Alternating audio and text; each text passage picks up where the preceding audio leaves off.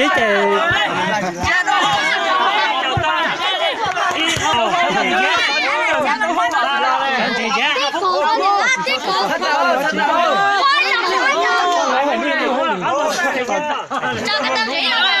tiêu xí đâu thì nó đâu là cái khán đâu chỉ trên này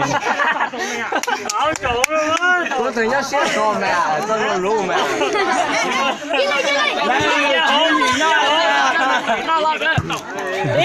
印扎拉了嘞，印扎拉了，真找了。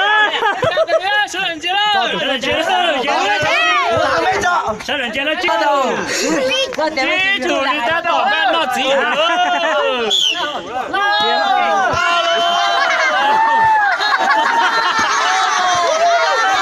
Hãy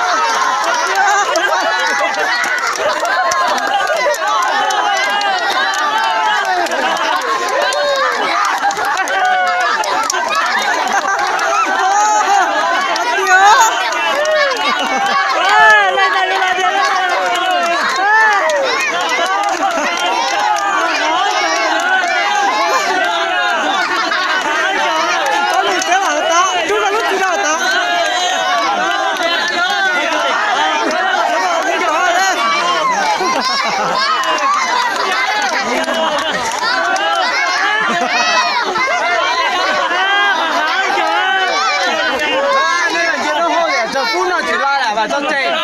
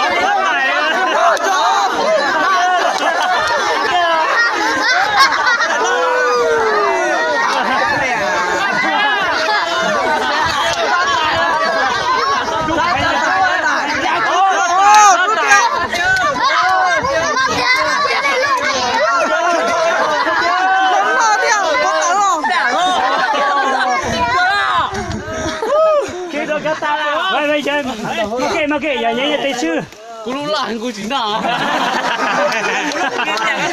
nó chẳng thấy sao mà nhó vô qua chả xuyên nó rồi có thể nói lấy cầu nó cắt lỏ nếu nó chỉ có mẹ anh gì đấy bên nọ cái to nọ cái rồi cho tiêu số cho ra tôi cho ra sư ra sao là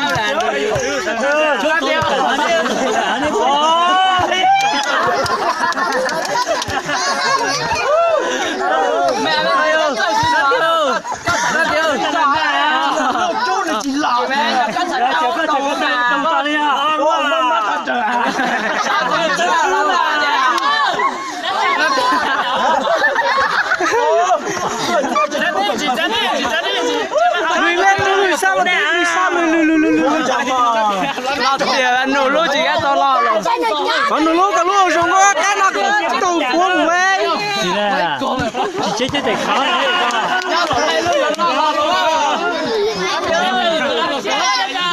nó tiệt lỗ quá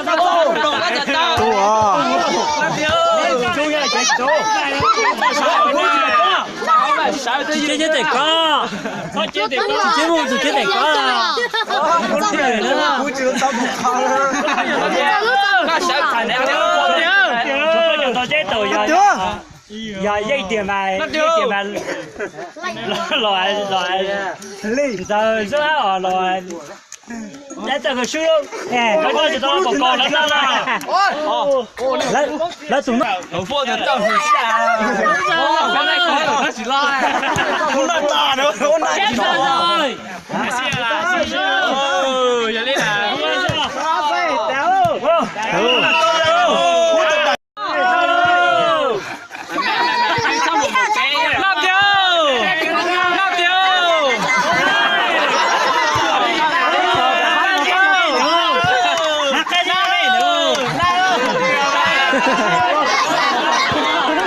他吃肉，行，再讲到还谁懂的？他别人那打人家打辣椒，还有呢，还得去讲到现点，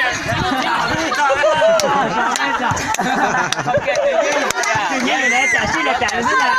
你高兴就也高兴，你都讲高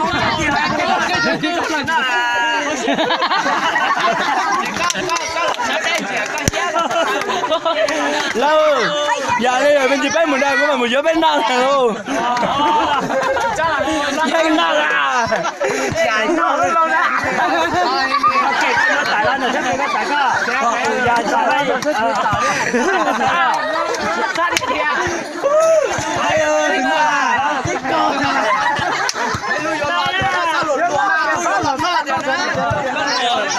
hay nó là nó chưa con chưa hậu hậu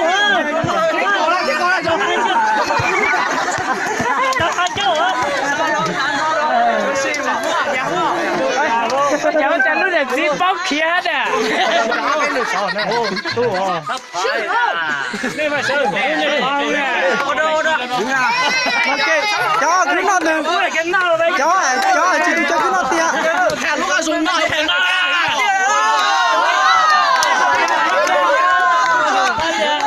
Ồ, như này. Nó cắt lại tia. Cho ngã tụt rồi luôn. sao tôi là chết cô cái sao cắt tôi hết trâu lúc ăn ca nhưng mà Rồi, lúc tại như vậy lúc dùng cô chấp lỡ giờ chúng tôi tính nào đây. Dạ, bố cha tôi su hả?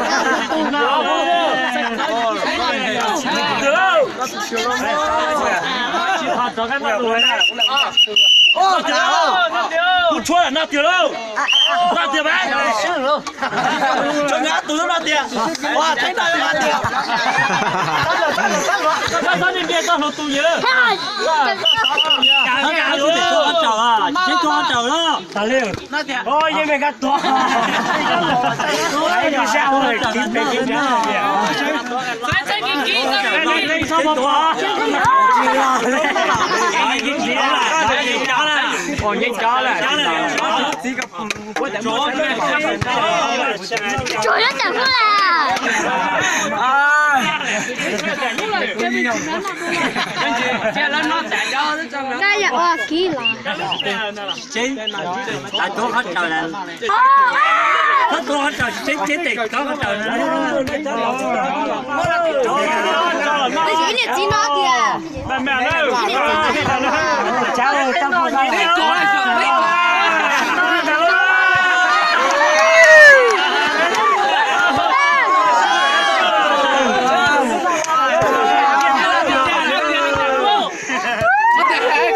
nó chỉ một phần tí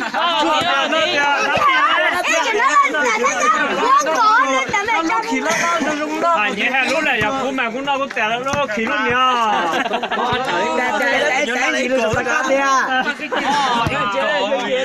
cái cô còn hát quá thì quả táo cái đi trả là đó nó đi chư này đó là giả bên lại rồi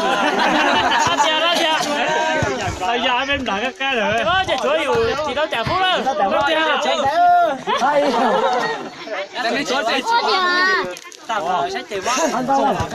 Lô phê à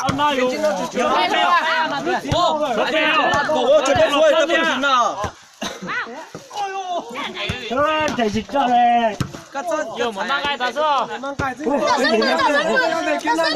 vậy nên giờ chúng tôi giờ nó chè cái tay ít cậu rồi luôn đấy chết chết có nữa cái còn nào sao nhìn nhau cô tên này Nào,